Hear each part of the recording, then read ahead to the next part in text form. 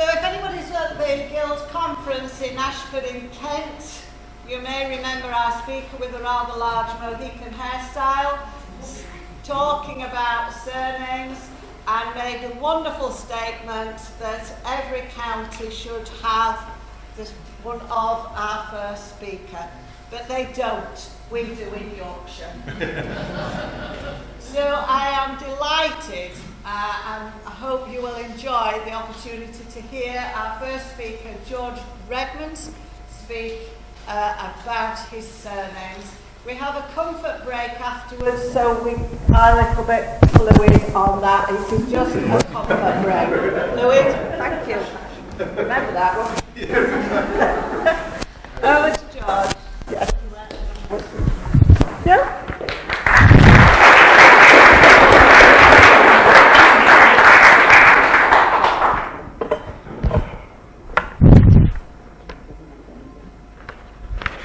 Well, good morning, and thank you for inviting me here to speak to you on a subject that's dear to me. I hope you've noticed the title, because whilst it's related to medieval topics, it isn't within the theme of the programme, as it were. The title is The Way Forward in Surnames, The Way Forward in Surname Research. I think that most people will know that I spent a long time working on the surname studies, and it's usual for me to say that I started when I was at school, and that goes back, of course, to the 40s. The first volume that I published was in the English Surnames Survey, and it looked specifically at West Riding surnames, and I completed that as a PhD in the 1960s. I think I was naive in a way, because I thought that certain points that I had made in that PhD, which was then published, would alter the way that people in general looked at surnames, and I found that it made no difference whatsoever. All the publications, all the standard dictionaries, standard I put in inverted commas, continued with the same approach to surnames that had become traditional over a number of years.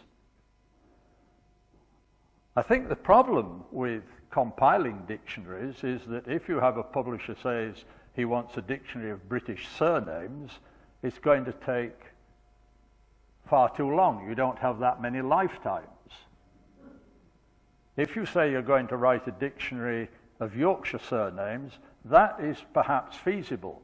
But if you're a perfectionist at all, or even if you approach that, you know that you're only ever on the road towards the answers. You haven't got all the answers, so there is a temptation to always delay it, put it off, it'll be right later on, I shall sort this one out, and so on. And it's true to say that some of the etymologies that I offered back in the 50s and 60s, I've had to revise my opinion about.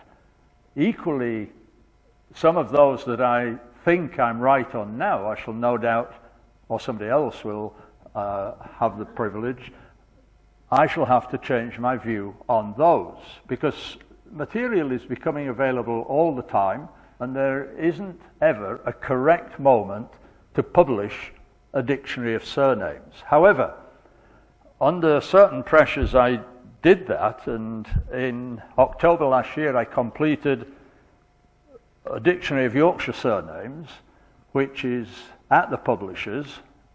I hope his delay is not because he's worried about the content, but it should be out later this year.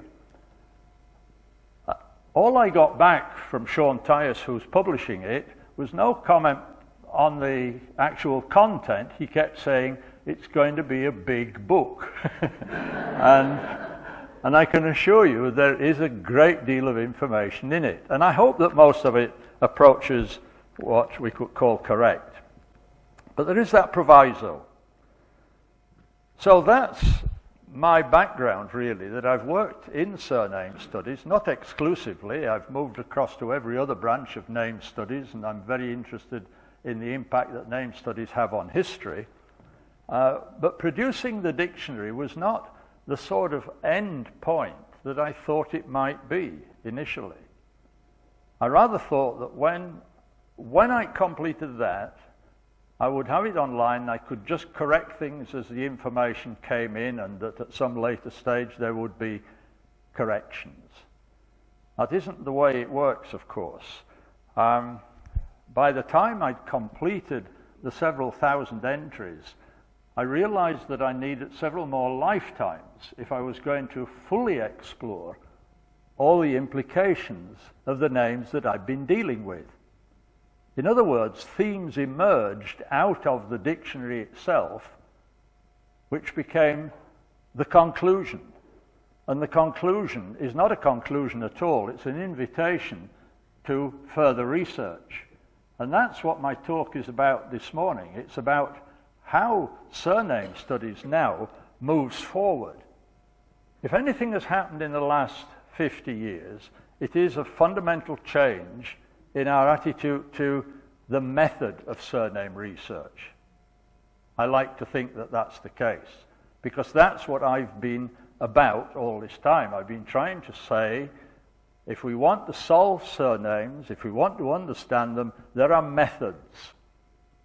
And I think, to be quite honest, that most of the dictionaries in the past were written by linguists who had no awareness of the importance of genealogy, and who simply looked at each word as a linguistic problem, made no attempt to relate the present-day surname with a medieval surname. They may quote medieval examples, but they very seldom show a clear connection, a clear line of descent from the progenitor to the present-day bearer. And that, of course, is what is essential. There's no good offering meaning until you have that information. If you feel you have to speculate, you must state clearly that it is speculation. So, the way forward in surname research will not start by looking at hereditary surnames. It will start by looking at what we call bynames. And I know you all understand that, but it is used in a number of different contexts, that word, and I'm going to explain it in the way that I understand it this morning. When I say bynames this morning, I'm talking about those names which were second names in the Middle Ages, but which did not necessarily become hereditary. Our surnames develop out of that pool of bynames, but many of those bynames never became hereditary. Many also became hereditary and were extinct within 2, 3, 4 generations. The problem with the word is that we don't always have the documentation that tells us whether such a name became hereditary or not. So I may be using the term byname of something that actually was hereditary for 2 or 3 generations. This is an area of surname study which is vital to us because it tells us the circumstances in which surnames were given. It shows us how to look at the mindset of the people who were giving them, especially if we're looking at names such as occupations and nicknames. We need to understand how a certain name came about and what it meant. So I'm going to spend a little time talking about bynames. I'm going to give you a byname here which I'm sure has passed many people by because it is 1272 Cecilia Carbuncle of Longdrax. Well, carbuncle is our modern word carbuncle. So you wouldn't particularly, perhaps, want that to be your surname. I think I can assure you that it did not in Yorkshire become a surname, but it is a fascinating byname. Why would Cecilia, living in Longdrax, be called Carbuncle? This is where we have to look at etymology. Carbuncle is a diminutive of carbo, of a word for coal. It's a little piece of coal. And it's particularly a small piece of glowing coal, which might begin to fit with your idea of what a carbuncle is. The modern understanding of carbuncle is as an inflammation, not a boil, but boil-like inflammation, throbbing and red. Well, of course, if we look up carbuncle in the Oxford English Dictionary, we shall see that it has a number of meanings over a period. And this is where I'm drawing a lesson, in a sense, because if we're looking at what a byname means, therefore what a surname might mean, we need to consider the semantic implications. What did it mean at the time it was given? We don't want to think that Cecilia Carbuncle was named from some deformity or some terrible affliction. And again, if we look at the OED, we can see that carbuncle had a number of meanings. If we look at the oldest one, which is in evidence from the 1230s, so therefore at the time when the byname was given, the Oxford University the Oxford University Dictionary says that it was a precious stone of a red, fiery hue, a ruby, a mythical gem, set to emit a light in the dark. Well, Cecilia, you see, was a light in the dark, if that's what it meant at the time. But of course it meant other things as well as time passed. It could be applied to a person of resplendent quality in the 1400s. And the meaning that we now apply to the word is a relatively modern one. So that's the lesson, in a sense, that here we have a simple word, gave a byname, we can see how it might have arisen. Whether ironically or not, Cecilia was called carbuncle because of some outstanding quality. There are hundreds of names like that which became surnames. There's a surname Treacle or Trickle. Now, I haven't done the genealogy here to link it with the byname Treacle, but I think there's an interesting comparison. Treacle we associate now with golden syrup or something of that nature, refined. Historically, it's not that at all, of course. Treacle in the Middle Ages was an antidote to poison, and ladies wore a belt on which there was a treacle box. And they kept their sweet-smelling antidote in there. But making antidotes palatable meant smothering them in something palatable. And the modern meaning of treacle emerges out of that. But if you find somebody called Treacle in the Middle Ages, they were apothecaries, in my finding. So here again, we're looking at how words change over a period of time, and how a byname in particular can reflect a meaning of the name that hasn't survived, and that's what we're looking for. The interesting thing with carbuncle, incidentally, is that it didn't survive as a surname, but it survived as a place name in Drax. And in the list of field names that Smith has in his place names of the West Riding, we have fields called Carbuncle Ings. And they go back, no doubt, to their possession by the Carbuncle family of the 1200s. The interest there for somebody who's interested in place name studies and landscape history is that the very first mention of the field name is in the Tudor period, in Elizabeth's reign. And yet we can be certain, I think, from the occurrence of the byname 300 years earlier in that precise location, that the field was named 300 years earlier, that the connection was 300 years earlier. Why is that interesting? Well, it's particularly interesting because we can do it with hundreds of bynames. Bynames regularly help us predate settlements. So as local historians, we should be checking thoroughly the lists of bynames if we're looking at the history of place names. I wrote a book some years ago on the farms of the Home Firth area. And if I quote a few of those farm names, Choppards, Totties, Ossins.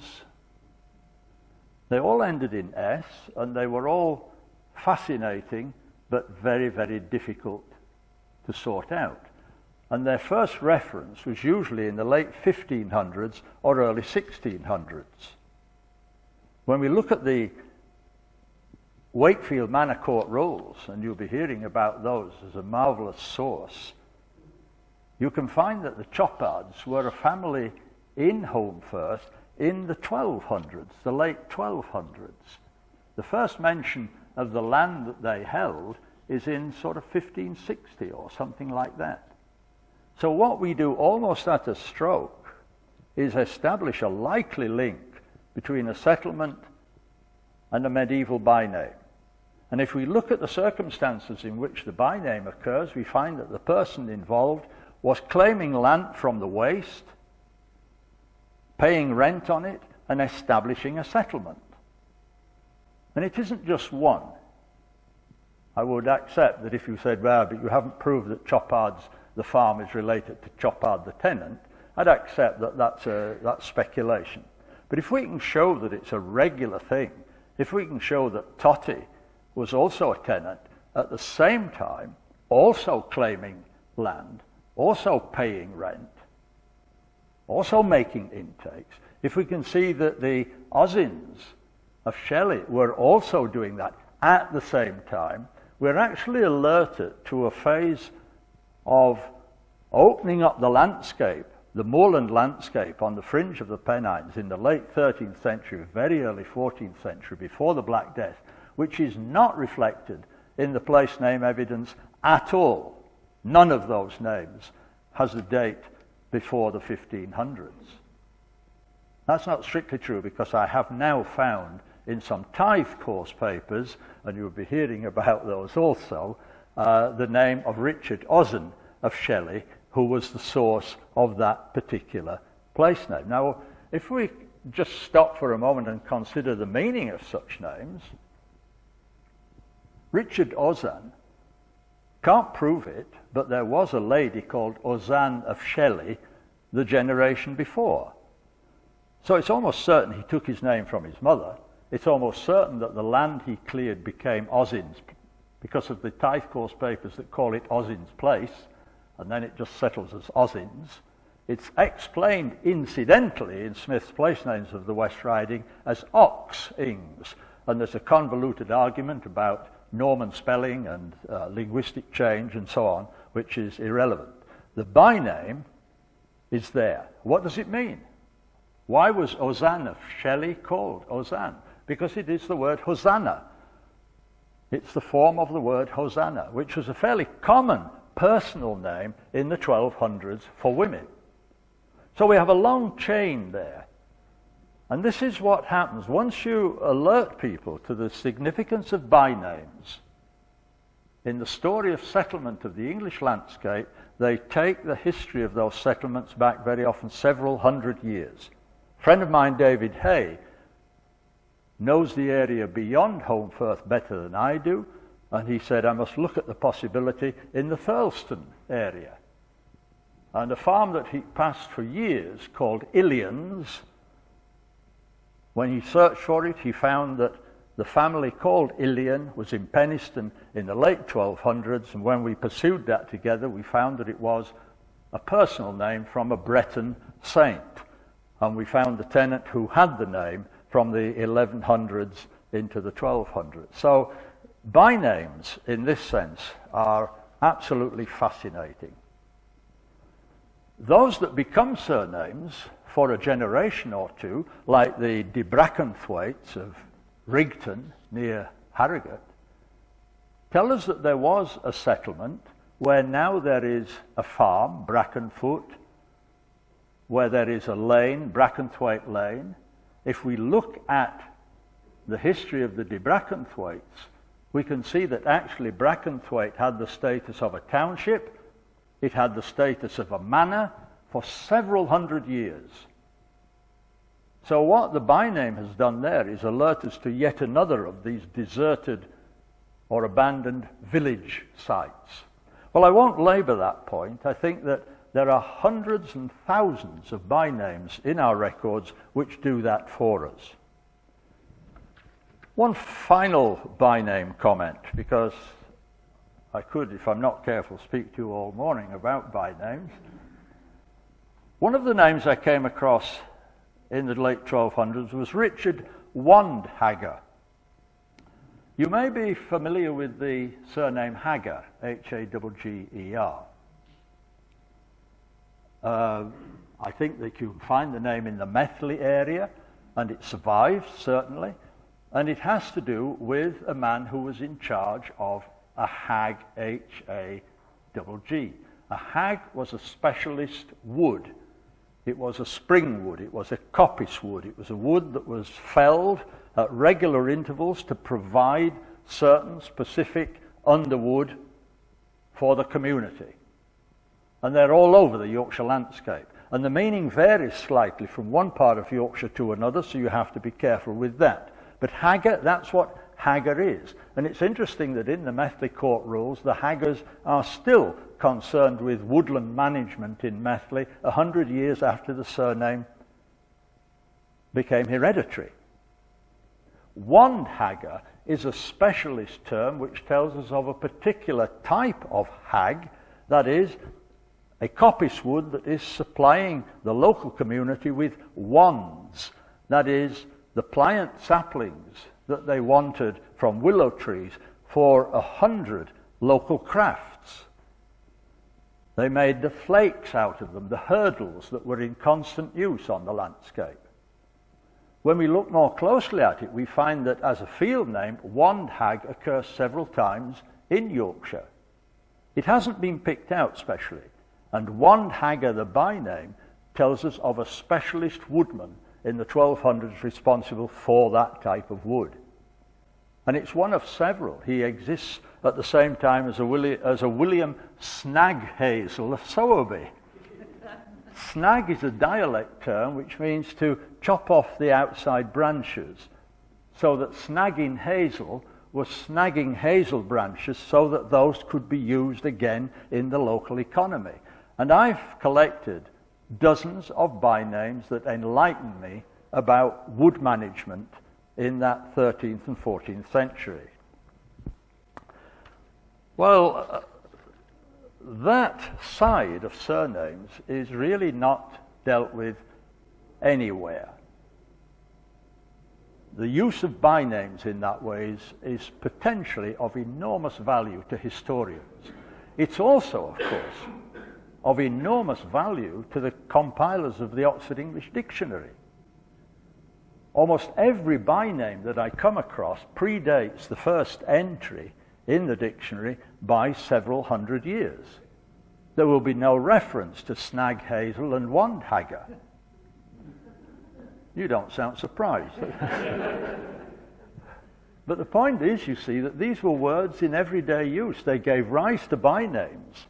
And we enlighten ourselves about our English language if we look at the possibility of bynames as lexical items. And they are. I've collected thousands of those. Well, I'll move off that and move on to the question of surnames and meaning. But it's only a small transition, really, because I'm going to make the same rules apply. If we're going to look at what a surname, how a surname originates and what it might mean, we're going to have to go back to that byname period. If we look at a surname like Bowler, which is interpreted in every standard dictionary as the maker of bowls, that is, dishes. I'm not quarreling with that interpretation. I can say myself I found bynames that fit that description. However, if we look at the surname Bowler, we find that it has predominantly a distribution in one part of England. So that whatever the possibility of general origins, it is likely to have one important single origin. That doesn't preclude the possibility of other families called Bowler not being related. So what is a Bowler? Well, if you look where it originates and the circumstances in which it originates, you find that it's the man who was in charge of the Bowl Hill. And if you're interested in lead mining, you know that the bowls or bowl hills were the primitive smelting sites that relied on prevailing wind to burn the ore. And we have Bowler as a surname, as a by-name surname in Derbyshire from the 1200s. And the distribution of the surname is focused on Derbyshire. It's almost certainly the case that Bowler, in the majority of cases, has nothing to do with the making of bowls at all, but is connected with lead mining. Just as Stringer in Yorkshire turns out to have very little to do with making bowstrings. You can find by-names in urban communities which make it clear that the stringer was making bowstrings. We haven't proved that that became a hereditary surname in those communities, but we do see the possibility. On the other hand, if we approach it from a different direction and say, where do the people who are called Stringer live predominantly?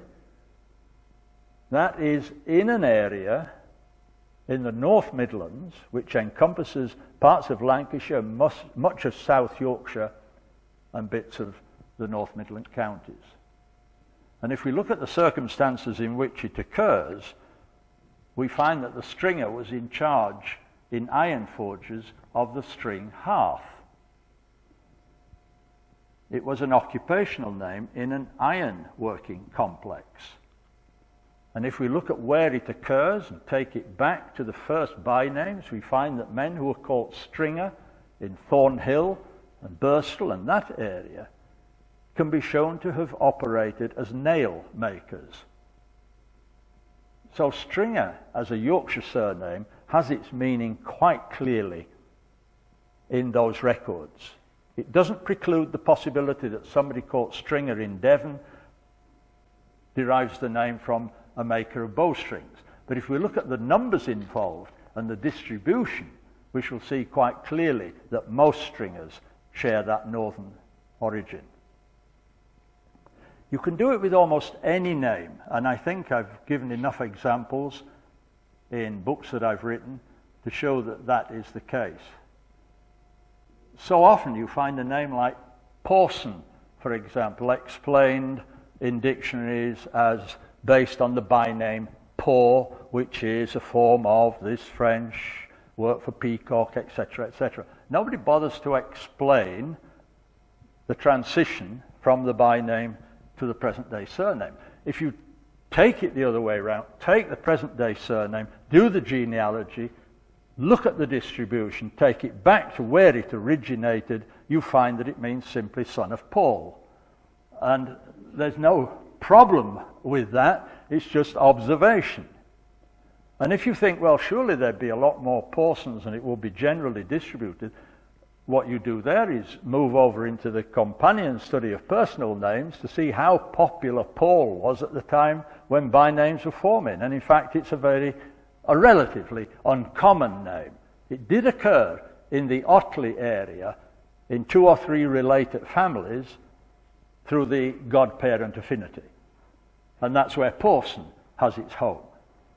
And the Mawsons take their name, and again it's a name with a very limited distribution, very focused. They take their name from a form of Matthew, which was common in the Lower Dales, May or More for Matthew. Sometimes, you speculate. It's the case when publishers take a year to get your dictionary published. The irony is that you're finding out things that should have been put in 12 months ago. And as I have very good friends who work in the same field, I occasionally get emails saying, sorry about this, George. But the real meaning of... Well, Peter McClure emailed me recently to say, you speculated that Swithenbank and Swinbank are the same name. That TH often disappears in pronunciation in Yorkshire. Fortunately, he thought I was right there, He said, and then you speculated that it might come from Westmoreland because you were finding it only in the Sedbergh, Dent, Upper Tees area. Well, Swithenbank is predominantly a Dewsbury name now, or Dewsbury-Leeds name, but its history shows that it was in that part of Yorkshire that it stabilised in the 1500s and 1600s. So we're looking at comparative distribution there to get the modern Dewsbury surname.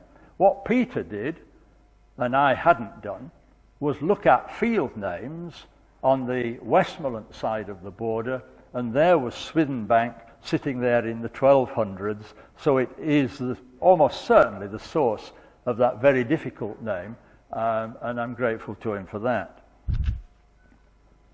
Swinbanks, though, share the same origin.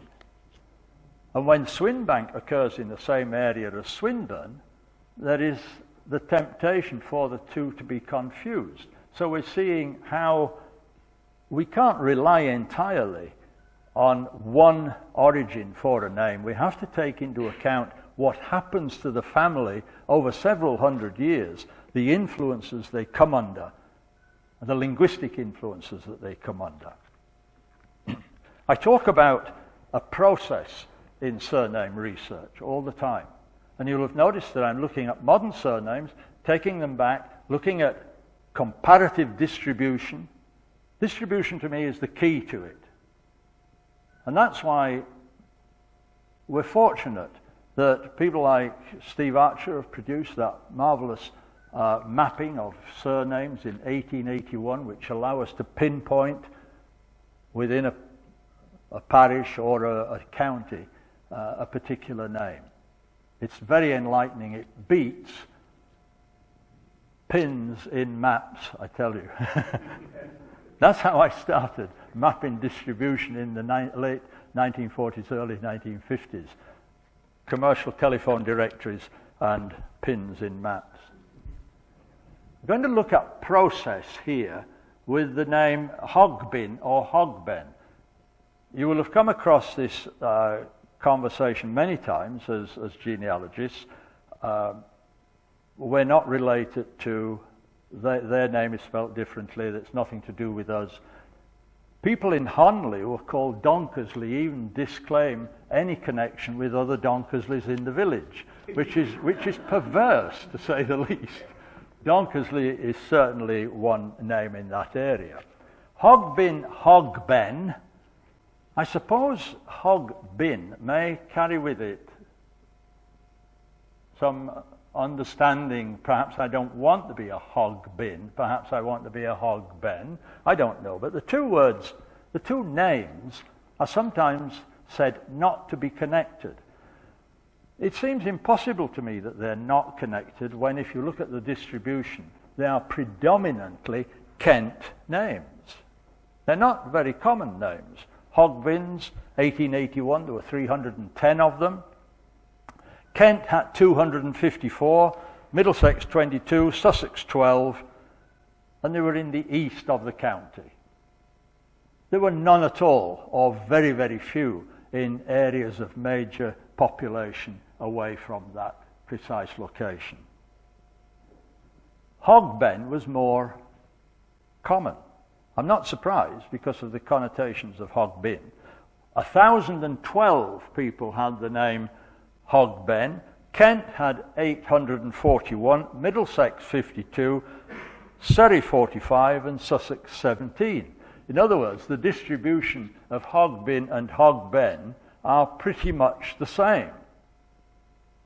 Again, it would be perverse to think that they were not connected. If we look at what the standard dictionaries say, and for once a dictionary does offer us some original material on the road between the medieval and the modern, we have Rini saying that it means the hip bone, the hook bone.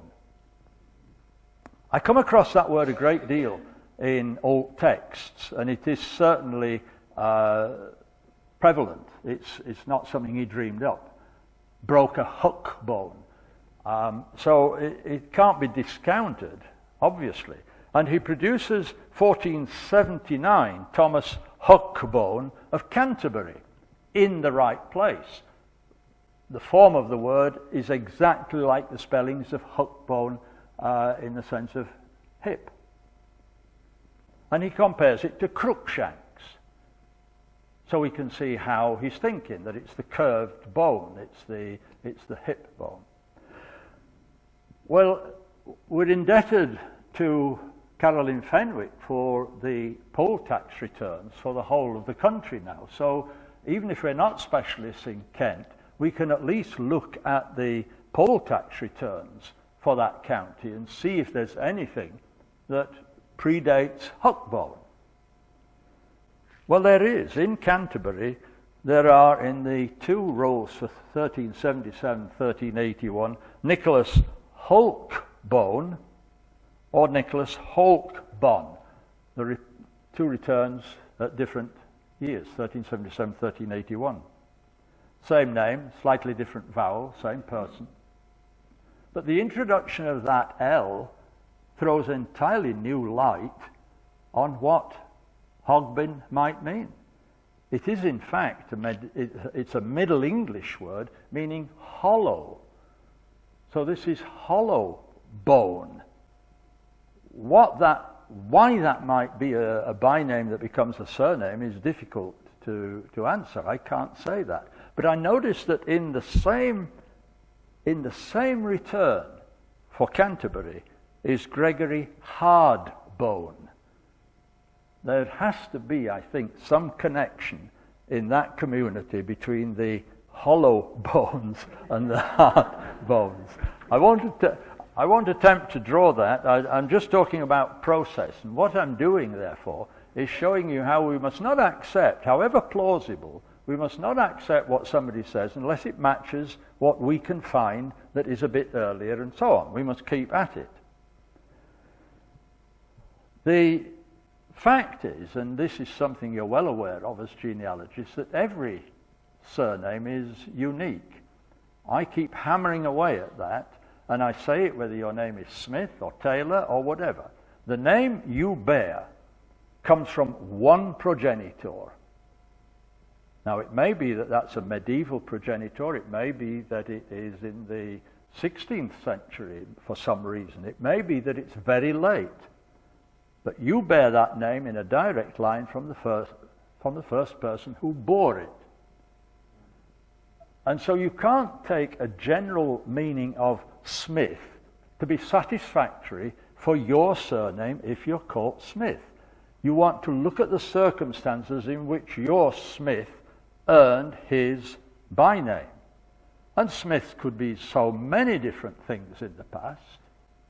Many of the two theme names like Combe-Smith and Locksmith were simplified to Smith in the course of their history. Are you aware that in 1881 only 9 people in the United Kingdom had the name Locksmith? That's incredible when you look at the accounts we have in the past where Locksmith dominates, how popular it is. If you look at the name, the rarer name, Combe-Smith, which exists in Batley into the 1600s, you can see where they finally give up and accept Smith as their name. So that if you are a Smith, there are all sorts of fascinating avenues for you that might be leading you away from the idea that it's a commonplace name. It isn't. And all names are unique. That's the way I look at it. The other thing that's fascinating is that almost all those names are uncommon. The vast majority of distinctive English surnames are uncommon. And your perception of whether a name is common or not is based almost entirely on whether you happen to know somebody with that name. Never heard of it, but it might be a name that's familiar to people. But what you will have heard of are names like Longfellow, because one member of the family made his name as a poet. The name is well known. It's not terribly well documented, but it can be taken back to the Guiseley area, back into the 1400s, and before that into Kendal. And we can find wills which talk about a relationship between the Longfellows in the Yorkshire area and in Kendal. And we know that in America there was a direct connection with the Appley Bridge area in England. So that a very distinctive name, which is not very numerous, 204 in 1881, is familiar to everybody. I do a few glances through the poll tax before I give talks like this, because it amuses me that names which I think of as popular, because I know them, are far from being popular. Dimbleby. How many Dimblebys do you think there would have been in 1881? There were 189 people only with that name. If we look at Wogan, there were 84 in the United Kingdom. That isn't to say that there weren't more in some other part of the British Isles. There would be, but not in England. I don't know if you've looked at commentators. Because I'm interested in rugby, I hear John Inverdale's voice quite a lot. In 1881, there were 4 people listed called Inverdale. 4. There were 7 called Peston. But if you make your name as a financial commentator, everybody knows your name, and it sounds very English, and it sounds as though there ought to be plenty more. There can't be. It's just possible, of course, that we're looking at one spelling of a name which has a much more common variant that I haven't taken account of.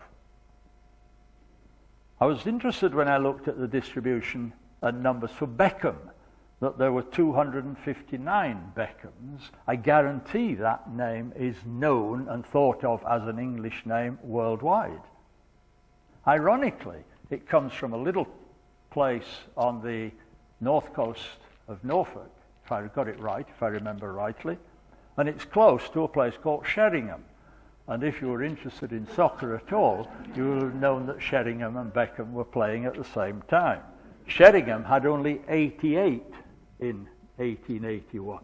I don't need to go on, do I? Make a point.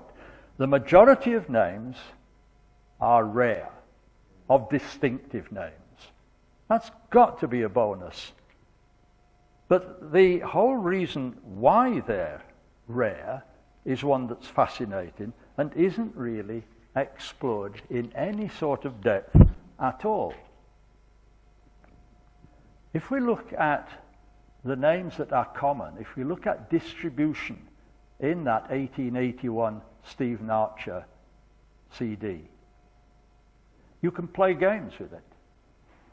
And one of the games that I played was to see if there was anything I could pinpoint that was essentially different between Yorkshire and Lancashire.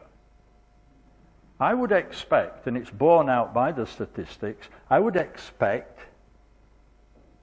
that in Lancashire, Welsh names and Irish names are more common than they are in Yorkshire, simply because they're nearer and we know of historic flows from those two countries into Lancashire. So I wasn't surprised to find that that was the case, but I was quite surprised to find that every single Scottish name that I put into the computer brought up significantly more in Lancashire than in Yorkshire. Every single one, even allowing for the difference in population between the two counties. That has to be interesting. If we are talking of differences in culture and character between parts of England, we want to know something about the makeup of the population. And it's clear that there are distinctions in Lancashire that didn't exist in Yorkshire, but there are, in reverse, there are distinctions there. The names that were very common in Yorkshire that didn't find their way into Lancashire were from the east, from the Low Countries, particularly the Low Countries. And we can look at the ethnicity of the settlers in the pre-conquest period and take that into account also. But just one simple name would be worth looking at, and that's the name Johnson. The temptation is to think that here is a name that requires no explanation at all, And yet, the more you look at it, the more explanation it requires, because almost every list of aliens that you look at, and somebody's going to be talking to you about aliens, includes people who are given the English name Johnson simply because they had no surname and they said that their father's name was the equivalent of John. And I found those from Devon all the way round the coast, all up the east side of England, in every port and every community. And the distribution of Johnson will not fit the general distribution of names that end in son, which is predominantly on an axis north of a line that meets the Wash. They're North Country names, basically. But Johnson need not be, because Postles found them in Devon for aliens, and I found them in Sussex for aliens. And I have several nationalities who became Johnsons in England. That's just a general thing, playing with bulk names, as it were. But it does mean that surname study moves over into the field of the demographer. We want to know about these in our history, what happened.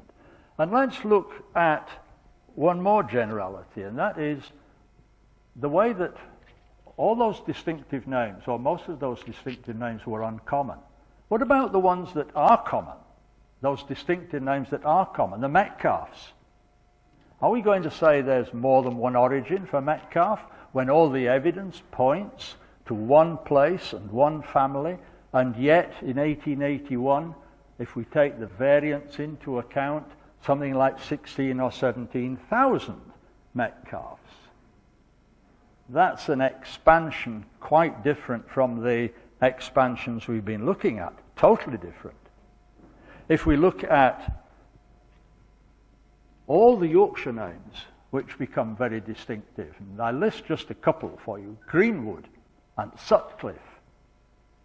How many names have we there? Well, Greenwood, there are 23,256 Greenwoods in England, in the United Kingdom, in 1881. The West Riding had 10,612, and East Lancashire had 7,304. And it's absolutely clear that Greenwood, in the Heptonstall area, is the source of the name which most people call Greenwood now bear. I wouldn't say it's absolutely single origin. I can think of all sorts of provisos myself there, but basically most people call Greenwood will have Heptonstall as the place they want to go and see. Schofield in Lancashire is from Rochdale. The numbers for that in 1881 again raise it extraordinarily in the list of popular names in Britain. 16,259. Lancashire had 8,000, the West Riding had 5,500. And the map shows you quite clearly where it proliferated and identifies it as having a source in Rochdale parish. Rochdale and Heptonstall. It isn't as if Greenwood, Sutcliffe, Schofield are unique in that area. In fact, if we look at Rochdale and Halifax, we shall see that there are something like 100 families in that area, from Barracloughs and Eastwoods on the Yorkshire side to Cleggs and Butterworths on the Lancashire side. And they all ramify extraordinarily. That little part of the Pennines. And it isn't typical of the whole of the Pennines, because in the South Yorkshire area you have equally distinctive names around Sheffield. Ultybridge for one, I noticed it on the board there. How many are there now?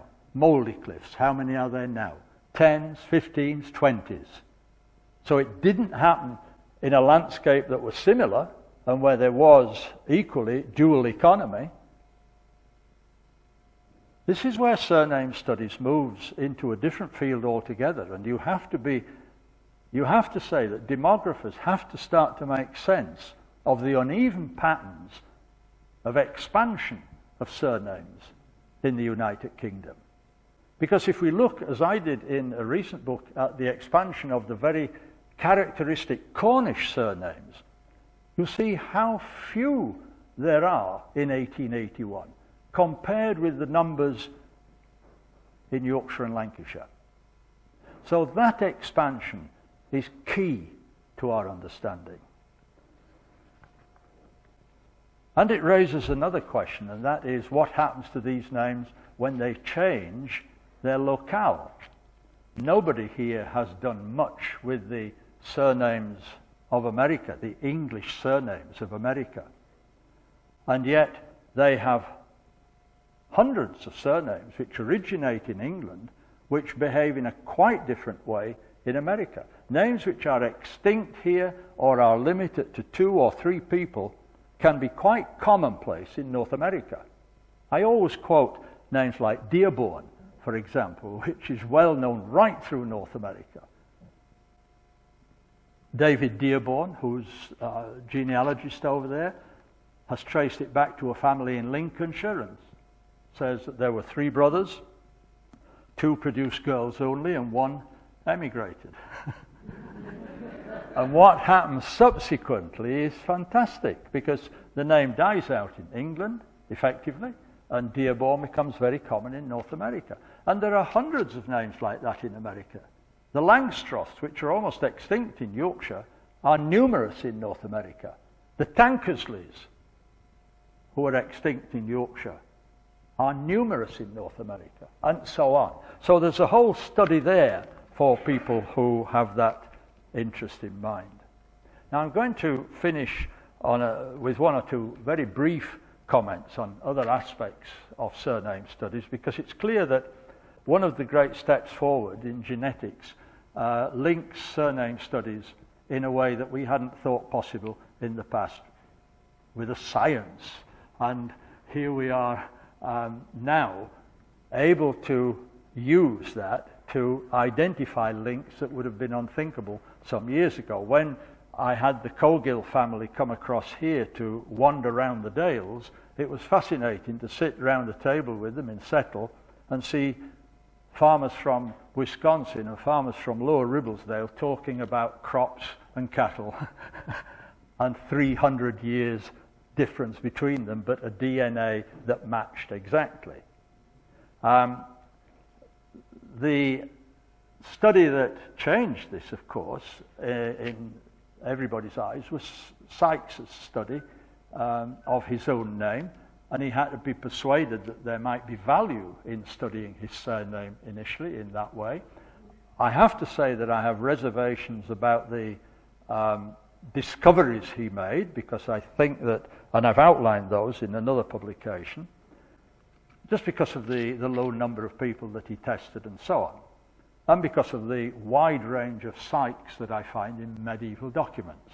However, when we took a name that was less obviously distinctive, like Dyson, and he bothered to test Dysons, I wanted this one because I could identify Dysons as the sons of, descended from John Dyson, who was the son of Dionysia of Linthwaite.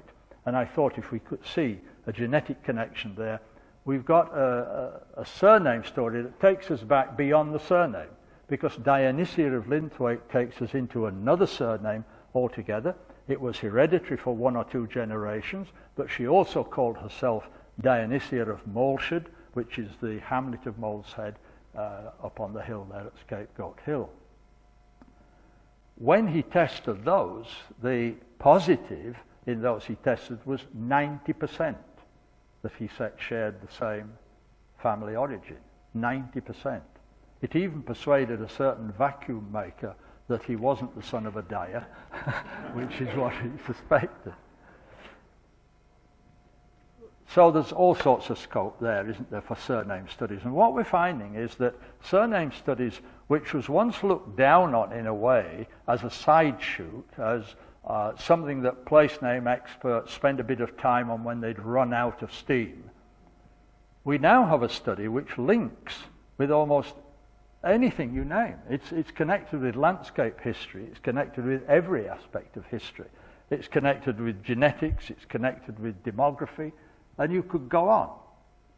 Just mapping The bynames is fascinating. If you map people with the byname Shipman, you find that they're all along, this is sort of 1200s, 1300s, before the hereditary surnames, before the people will have moved who were shipmen.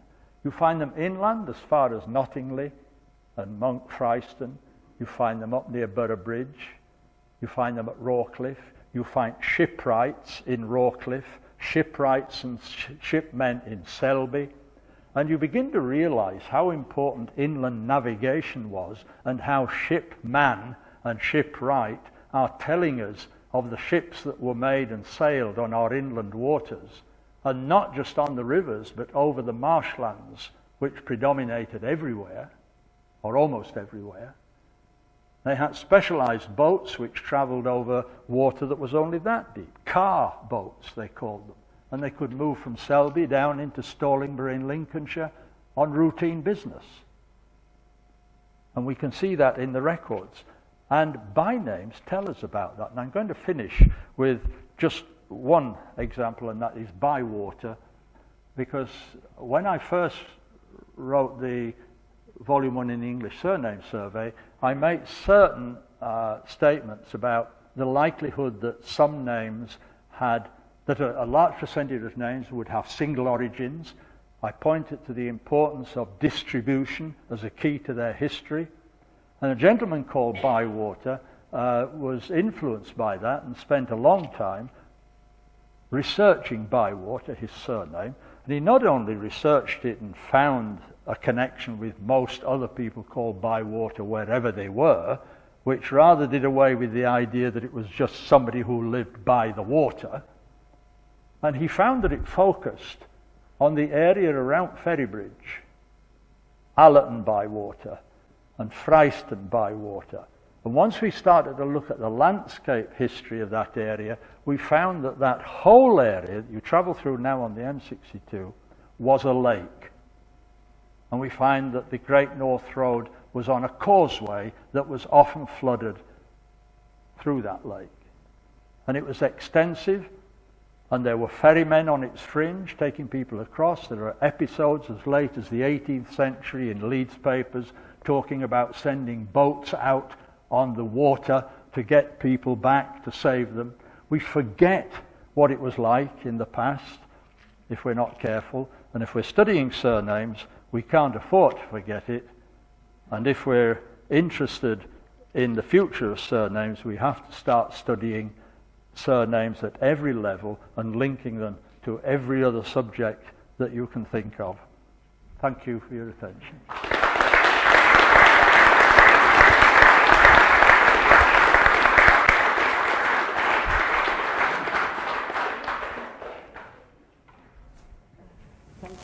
Thank you very much indeed to George for that wonderful session. Just looking at timing.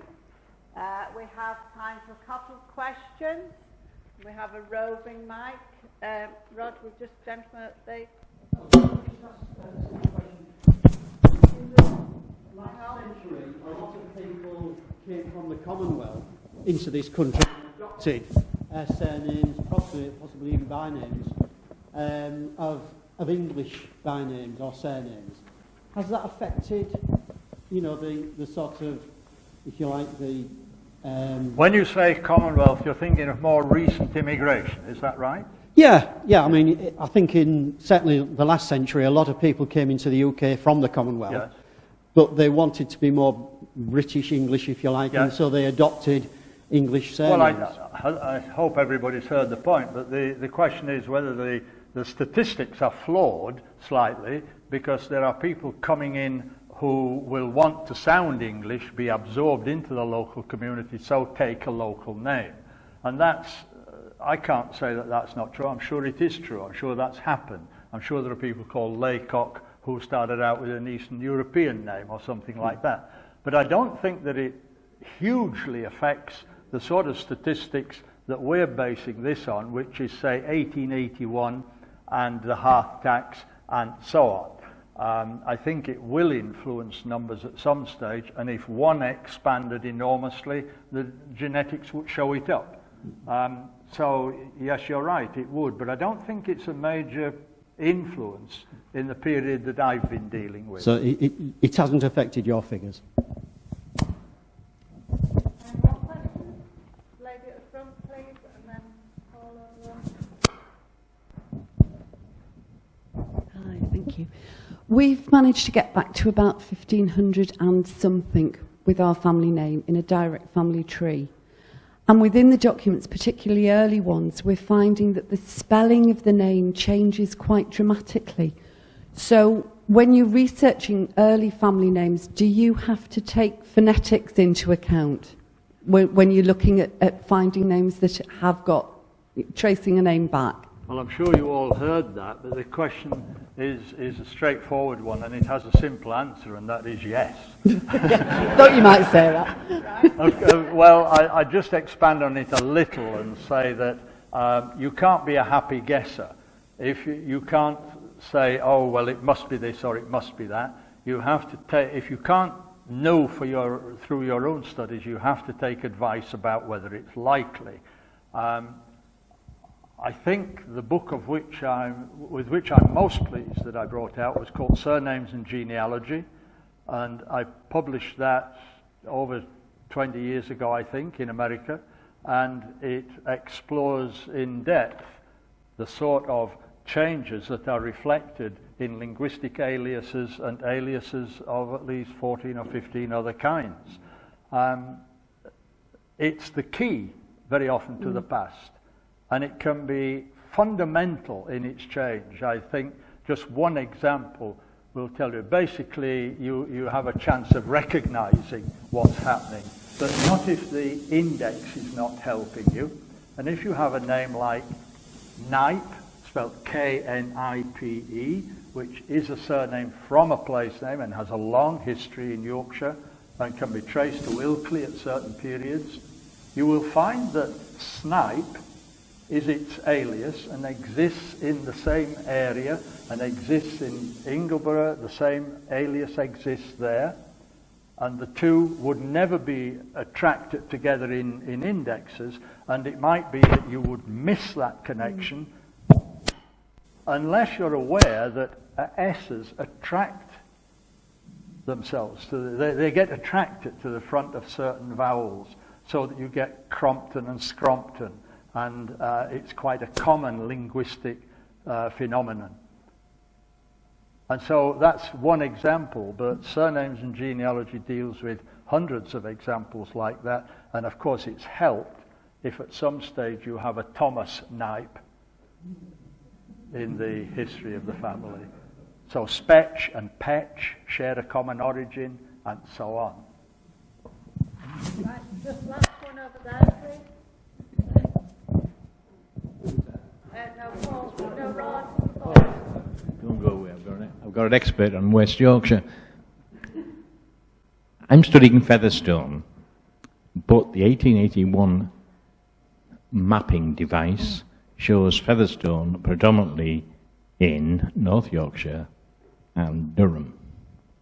Now, we've got some research that points to a Featherstone who was mentioned in the Domesday Book, married somebody who moved to Northumberland. And if you look at there's not many Featherstones in Featherstone. There's also another Featherstone in Staffordshire. What I want to know is, if people took the name Featherstone because of the town of Featherstone, did they only use it when they moved away? Well, there are several points here.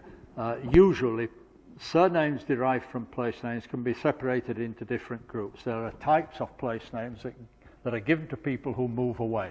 If they have a general currency, like York, Selby, Kendal, people will take those surnames away from those places. Where are you from? But generally speaking, you take the name from the place you live in or hold land in. And you would expect Featherstones to be in Featherstone. And indeed, in early documents, there are Featherstones in Featherstone. But the frequency of it in North Yorkshire and the North East is because it was an abbreviated form of Featherstone Hoff or Featherstone House or however it's pronounced. The alias is clearly documented, and it's a commonplace thing for a long name to lose its suffix like that, so that in Bradford, for example, Hammond and Ormondroyd share the same family origin because of the pronunciation of Hammond as Ormond. So Featherstones are usually, I think, in that northeastern section from a different place name. Right, wait, oh, go on then. Go on, next. Can I again ask Redmonds?